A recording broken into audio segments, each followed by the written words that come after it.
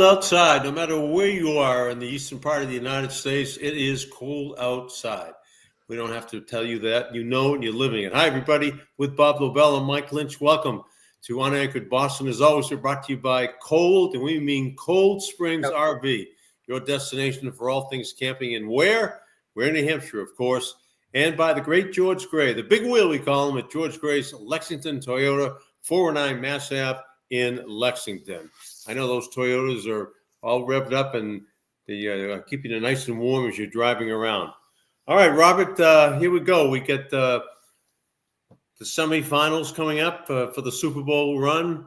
There's been some coaching changes. There's been some coaches accepting jobs already. And we got lots to chew on today. Where do you want to start? Well, let's start with Vrabel, all right, and his assistants, Josh McDaniels. And what do you think about that? And I mean, I think there's a very interesting connection because Josh McDaniels' mother lives in Doylestown, Ohio, which is about 20 miles. Here we go. No, we're not going anywhere. Just 20 miles south of Akron.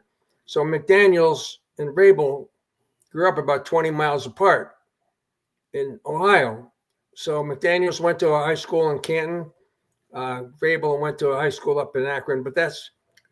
And besides that, they were, Vrabel had his number called by McDaniels, 10 times as a Patriot and scored 10 touchdowns. So there's a connection there, and I'm sure they'll make a pretty good tandem working out. At least a lot. It's an upgrade for them, sure. Whether they get the players or not to work with, that's another story. Now, didn't Josh McDaniels' dad coach, and wasn't the home field the stadium that's at the Pro Football Hall of Fame in Canton, Ohio, right on Route 77 right there? Is that it? Correct. Yeah, I think that's true. But I'm just saying that they are, they're Buckeyes. Yeah, they're close. So just saying. But I think they'll be good together here.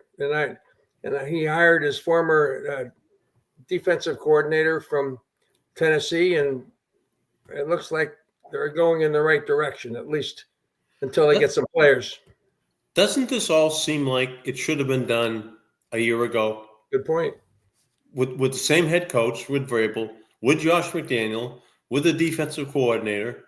I mean, why did we waste a year with a Gerard Mayo? This is just, again, I hate bringing back Butch Hobson, but it just reminds me of the Butch Hobson hire by the Boston Red Sox. Oh, we had to get him because he was a hot commodity. Somebody else was going to scoop him up. And that was the same feeling, the same word we got about Gerard Mayo. The Patriots wasted a year. They could have hired Vrabel a year ago. They could have hired Josh McDaniels a year ago. And now we'd be a year into development of the quarterback, Drake May, and we'd be the Patriots would be positioning themselves for some pretty good draft picks. The thing that Tim Fox brought up last week was that Vrabel had a big payout coming from Tennessee that would have been interrupted by taking another head coaching job, and maybe that was one of the reasons why they didn't get him. The other thing has been advanced that it was one way of Kraft avoiding the Rooney Rule and having to interview African-American candidates, at least two in number, before they decided on moving ahead with anybody else. So there's a little bit of intrigue in both of them, both legitimate reasons why they went down the road that they went down. I shouldn't say legitimate, but reasons. It's all well and good that Vrabel is the guy, and he's the guy that he's got all the Patriots fans all revved up, and we've got Josh McDaniels coming back. You can have Vince Lombardi, you can have Chuck Noll, Don Shula on your staff, but if you don't have the players, you're not going to win any football games. And right now, unless they improve that roster, they're not going to win much more than 4 games, which they won the last 2 years in a row. Well, you can only hope that Vrabel's experience and his knowledge will, tilt that in a positive direction. If it's whoever's going to be doing the drafting, then he'll have some input on who goes and who doesn't, and when they're picked and when they're not. You got to figure out that your future is in Vrabel's hands, no matter what happens. And I think he's I think he's going to try to make it work. Why would he not try to do the best possible job? No. Boy, Vrabel seems far more congenial now than he did when he was a player here during his playing days, isn't he? Yeah, I thought so. Yeah, I agree. But it was, let's see. He's got a great sense of humor, and I kind of like the fact that he went on about being an only child. I didn't know what that was all about, but that was pretty interesting. We'll see what happens. But you know what, Mike? And you can continue along this line about the Patriots, but they're kind of worn out and now a forgotten retread project in the National Football League. If you go to look at the Final Four teams that you got playing, that the difference between the Final Four teams and the Patriots is a long ways. I mean, between them, over the moon. Yeah. So I don't know what else we can say, but I'll tell you what, to me is a more fascinating story. And it has to, again, you're going to say, okay, back to Ohio, but it has to do with Ohio State. And you and I were talking about this week, but we couldn't believe it. You and I, having been, sports reporters for TV stations in Boston, you think we'd kind of, look behind the scenes in these stories, but we were both shocked to realize a couple things. Me as well, because I spent a lot of time, like 5 years or so, in Manchester, New Hampshire, doing high school football at Manchester radio station, and had no idea, none, that Ryan Day, the head coach of Ohio State, went to Manchester Central and then to UNH. And you were shocked as well. Stunned. We were texting one night, and I texted you, and you said, "I did not know that." And I said, "Neither did I. How does this get by everybody?"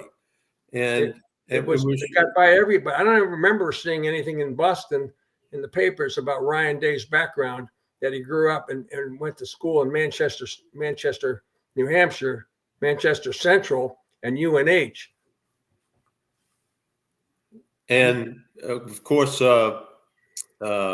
what's his name? Chip Kelly, excuse me, was a quarterback for UNH as well in the 80s. And it went on to, to do great things on the West Coast and the East Coast. And there, congratulations to Kelly Ryan Day, national champion of Ohio State, and the New Hampshire Wildcats. There they are. There they are. There's a picture of Ryan Day right there as a quarterback with his UNH uniform on. Behind him is Chip Kelly with hair in the 1980s when he was there. And then flanking on the far left is Chip Kelly today as working for Ryan Day. And on the far right is Ryan Day, the head coach of the Ohio State Buckeyes. That's really something. I was shocked when I found out that this kid from Manchester Central was now the head coach at Ohio State. I mean, the Boston paper said nothing on that I saw it, and I think we would have known it if we had seen it. I tell you, I was really impressed with that. There's another shot of Ryan Day right there at UNH. UNH has nice unis, nice helmets. Here he is. Look at that. Wow. Oh my God, Ryan Day. On the way you may stumble, but as long as you had a good time, you'll be back for another taste. Jackson Daniels. Okay. I don't know what that's all about, but but I just think that was a pretty fascinating story. Absolutely. And the fact that, and Bill O'Brien was his offensive coordinator until about a year ago at this time. It might have been February. And Bill O'Brien left to take the BC job, and Ryan Day hires his former coach at UNH, Chip Kelly, to be his offensive coordinator. And that's unbelievable. I just think it's just a story that just escaped me and everybody else. Well, I thought it was fascinating. They're a pretty good team. There's no question about it. Notre Dame was a pretty good team too, but they really, did all they could to stay with him, but they weren't going to. It was just, what Ohio State did after the Michigan game was legendary. I mean, they beat 4 pretty good teams after playing Michigan. Yeah. Well, if they didn't win all those 4 games, Ryan Day would have heard it, the Michigan game. And Tim Fox expounded on that last week. I got to tell you, I give you crap all the time about Ohio and this and that, but yes, you do. Everything about that program, to me, was impressive. The tradition, the band, the dotting of the I. Oh, my God. That was really – when Foxy said those guys had their dormitory was at the stadium so that they could play. They can go out and play every day and practice every day as the band. Amazing. Yeah, I told you, my college roommate's son is in the band, and he dotted the I at the Texas game, and what an honor that was. But he says he's exhausted. I mean, they work 8 hours a day. That's what they practice, 8 hours per day. And it just shows when they're on the field. I don't know how somebody doesn't run into each other when they're scripting Ohio, because they crisscross about 3 different times. And it's but what impressed me is that how much Tim Fox and Woody Hayes knew about the marching bands. Some schools it's like, yeah, somebody's playing the flute, someone's playing the drum. I don't know who these guys are. It seems like they're sort of, conjoined a little bit. And I really like that. I really think that's something. There's like 280 members of the band, and they are something else. And then, of course, they're following.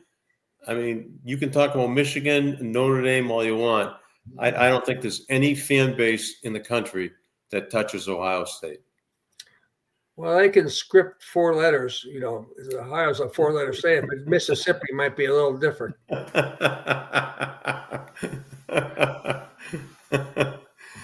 Did you ever see when they do that? They intersect each other all the time. I've seen it many times.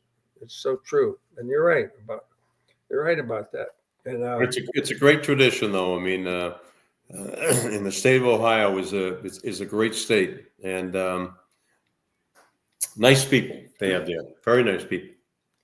Yeah, they're salt of the earth. Western Pennsylvania, state of Ohio, same things. But let me get to it. Maybe you want to go camping there someday. Yeah. So now this camping show is over. The camping show, the great camping show in Boston's over. But right now, Cold Springs RV has their same specials that they had at the Boston RV Super Show. So it's the Super Show after the Super Show, Super Sales Show at Cold Springs RV. See the latest in travel trailers, fifth wheelers, motorhomes, pop-ups, and more. So browse inside their indoor showroom where it's nice and warm. Tell them Lobel and Lynch sent you, and shop now for the best selection of 2025s. Get to Cold Springs RV Route 114 in Ware, New Hampshire. That's in Ware. It's north of Tyngsboro and west of Goffstown. And there you go. And we, what else do you need to know? But we have Cold Springs RV, and it's the place to go and the place to, go camping. If you want to come down here to South Carolina where there's snow on the ground.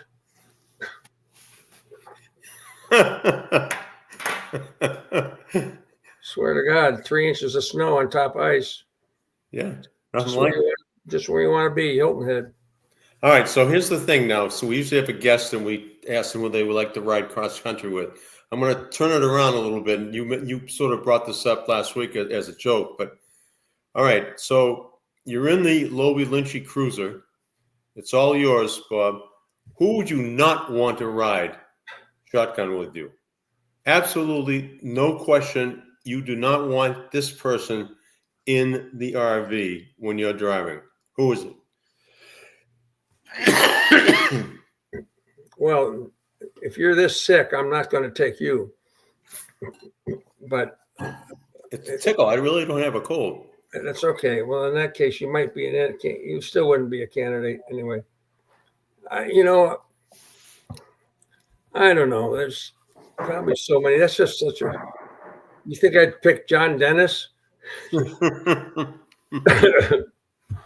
He might pick me, but I doubt it. yeah, maybe, I don't know. It's just, I mean, I don't know. Jim Rice wasn't the most congenial guy as a player, but once you get to play golf with these guys after a while, they kind of soften up. So, I don't know. There he is. There they are. look at the three faces. I got a smile. You got a smile. What would you call that? Got a smirk. That's a smirk. Smirk? Smirk. Yeah. Yeah, I think it's a smirk. Who would I not? I can think of 100 people I'd like to go across with, like Don Cherry and other people like that. But who would I not like to go across? I don't know, Mike. All right, I'll tell you what. You tell me. Who I would not want to go with? Yeah. Stephen A. Smith. Okay. He bugs me.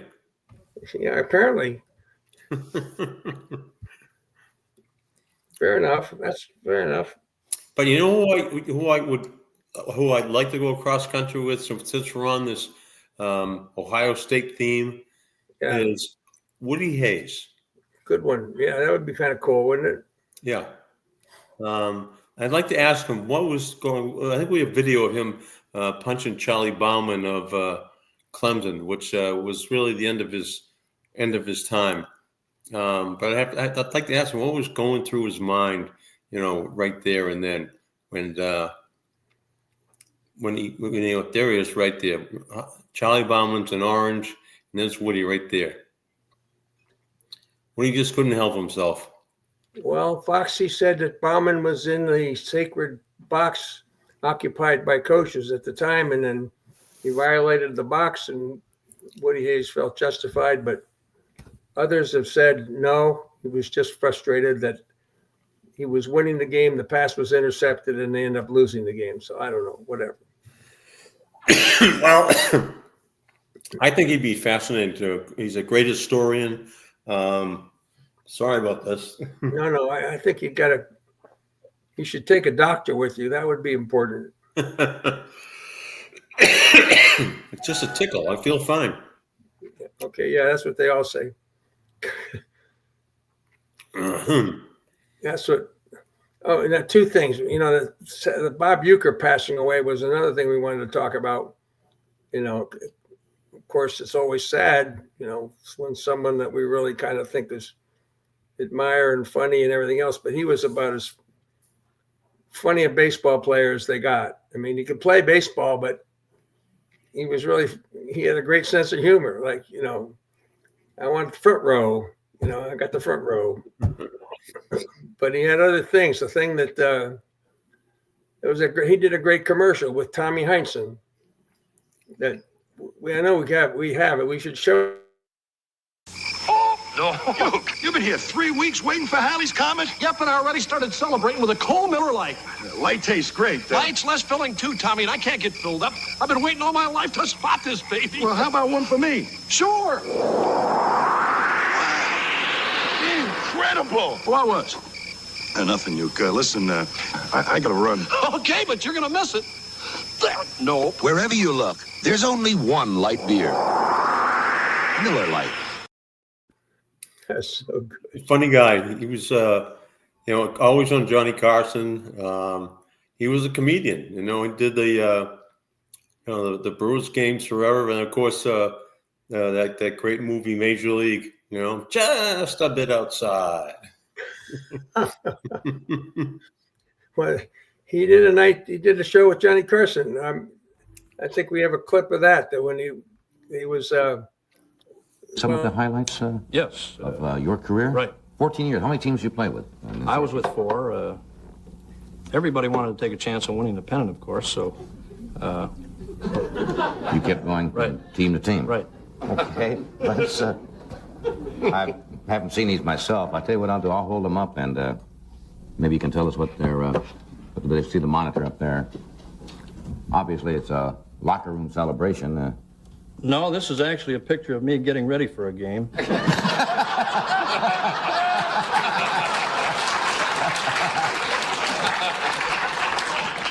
You don't believe in waiting too long, huh? No, I hadn't played in a couple days, and to get me ready, why, they Kind of prime you a little bit, huh? prime me up right. Was that actually a pennant winning team at all?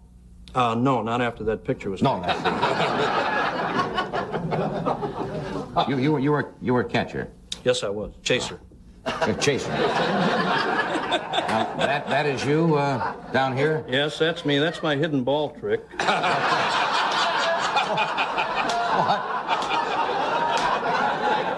What happened in that particular? Well, I'm sure you've heard the phrase, he had his bell rung. Yes.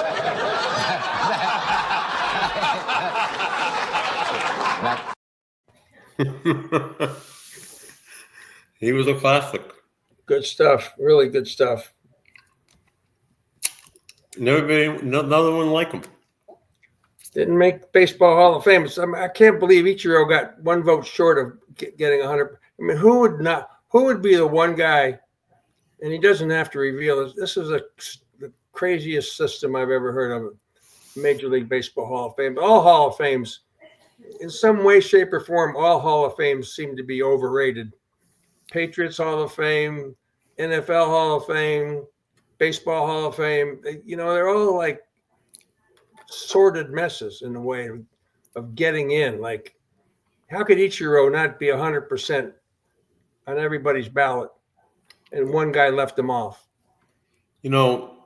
Just before we started taping this, I went on and looked at the ESPN top 8 stories of the day. Hall of Fame did not make the top 8 stories of the day. It was all about Aaron Glenn to the Jets. It was about Johnson to the Chicago Bears. It was about the playoffs. It was not even mentioned. Now, this used to be the world used to stop when the Hall of Fame announcement came out. Remember that? Every year, you just couldn't wait. You'd count down the days, then you'd talk about it incessantly. When you're a kid, when you're in high school, when you're in college, you say, "Oh, he so and so should have got in. So and so deserved to get in."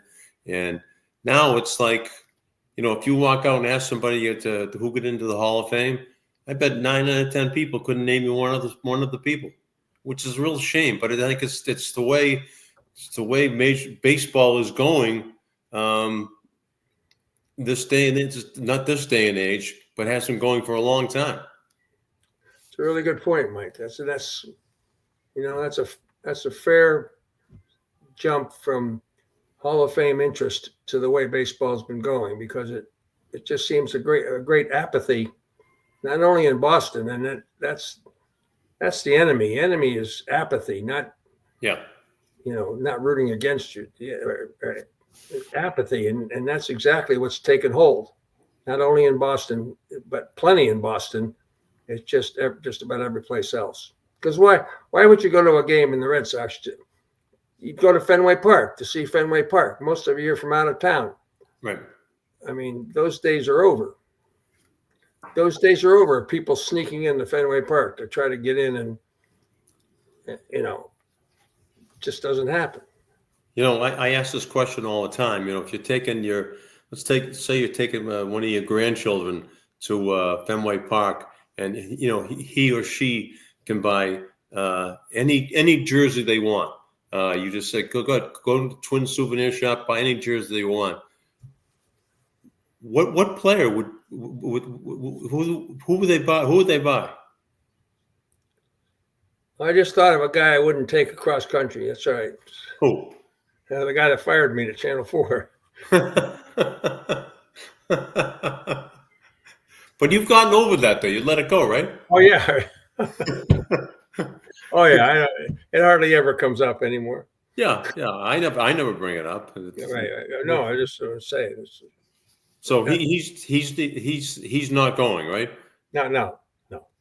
I'd rather drive alone. In fact, right. So all right. So I'm taking Woody Hayes with me. Who are you taking with you? Oh, I could take Don Cherry with me any day of the week. Okay. All right. Yeah. I'll I'm going to take Muhammad Ali. If I think we already picked this a long time. I would have taken Muhammad Ali and Don Cherry. Just those kinds of personalities that just are funny guys. You being an Ohio guy wouldn't be curious about Woody Hayes? No, I would. I mean, it's no question. I'm not saying it's a bad pick. Just not room. I don't have enough room. I mean, pick one. I just got, I'd pile them all in. But no, of course I'd be. Of course he'd be. I think that's a great pick. And when we get out there, we can trade stories about what these guys were like. Woody would be something. How about him taking the team up to a monastery? That's what, they had their traditions. I think it wasn't the first time. It was like the fourth time in a row. I know Fox played in 4 straight, so they must have done that every year. He did it every year. And my college roommate was from Warren, Ohio. I told you that. And his brother played for Woody, I want to say 68 to 72. And he said that they went to a monastery. And, they stayed up there. And Fox was funny. There were coyotes and, all the inner city guys were like scared to death. They wouldn't come out of their rooms because they were afraid. And they stayed at this dumpy Sheridan before they went up to the monastery. And I don't know what Woody thought he was going to accomplish. So I guess get away from temptation, right? Yeah. Well, whatever. Right. Get your focus on football, nothing else. Yeah. Well, Fox was a great guest last week. I'm trying to think about some of the best guests. What is that?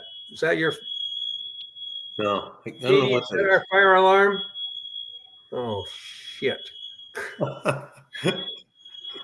No smoke. Well, what do you think set it off? An excessive amount of snow? Oh, shit. What am I supposed to do? Go out in the snow in my wheelchair? This is a challenge. Okay, do you want to do your commercial? We better wrap it up before. Why don't you stay right there? Just fire alarm going off here. It's not like I'm back in the hotel. All right, well, let me read the George Gray thing. Yeah, please hurry up, okay? Okay. Hey, if you're thinking about, hold on, Mike. Hold on a second. I'm getting what? Doesn't know where it's coming from. Well, this has been a red hot show, so maybe that was Mike. Mike's smelling smoke. He's coughing. All right, do the George Gray commercial, and I'm going to try to find out where it's coming from. Okay, you're thinking about a new vehicle? Go with Lobel and Mike Lynch. What do you think the chances are of me finding out where this is coming from? Less than 0. Go see our good friend George Gray at George Gray's Lexington Toyota. Why don't you call me after the show's over to see if I've made it? I'm going to keep watching you. Oh, okay. No, I'm going to hang up. Go ahead. That George Gray will get you out of the building safely. Stop. All right, slow down. You can stop. I can stop? How'd you stop it? Opened all the doors. There's no smoke. So, okay. Go ahead, Mike. I'm sorry. Do you want me to read the spot again? Take your time. Relax. Everything's okay. Hey, if you're thinking about a new vehicle, Right. go where Lobel and Lynch go. Go see our good friend George Gray at George Gray's Lexington Toyota, where there never is a smoke alarm going off. I guarantee you. You're doing a great job. Customers for years because we know that George Gray will treat you right. You're doing a great job. You were. We'll get everybody out of the building safely if an alarm goes off.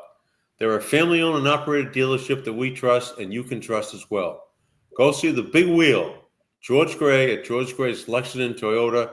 George will be the last one out of the building, Bob. He will make sure that you are out, Dee Dee's out, everybody's out of the building, and he will get down with the ship. But he will make sure that you get a new car, it'll be serviced, and that no alarms will be sounding while you are over at George Gray's Lexington Toyota. How's that? That's true, except maybe the alarm in your pocket which says "Buy me, buy me." All right, Mike. All right, it's a good show, Lobie. Thanks. Good job. I love talking to you. Well, next week maybe we'll have Mike Reese on to talk about the Super Bowl, right? Because we'll know who's in. Okay, who are your picks? Now that I don't have any fire alarms going off, what do you got? Kansas City and Philadelphia. You think? All right. You think Kansas City's beating Buffalo, huh? Yep. I like the quarterback for Washington. I don't know how you can stop. I don't know how you're going to stop him. I just stopped Saquon Barkley. Well, that's true, man. I don't know. I'll take Washington and Buffalo. How's that? All right, good. All right. And Just to be ornery. yeah, keep your ears open for any alarms about Thank there. you, Okay? Mike. All right. Good job. I appreciate How about snow? Maybe that's a snow alarm. it. I will see you later. Thanks. Okay, folks. Thanks for tuning in to our show this week, and we'll be back next week with another show. And make sure that you always follow us on unanchoredboston.com.